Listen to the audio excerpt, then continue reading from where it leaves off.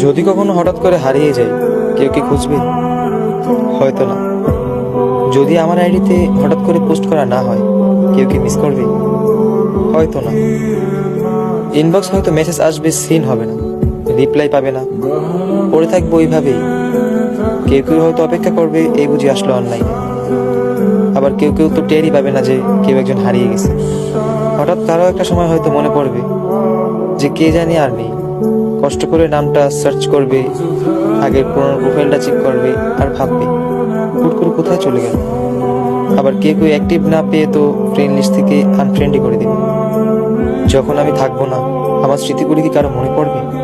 হয়তো না, আবার হয়তো হ্যাঁ। তবে হারাতে হবে, হারাতে হয়। কেউ আয়োজন করে হারায়, কেউ হুট করে হারায়। আমি না হয় হুট করেই হারিয়ে যাব।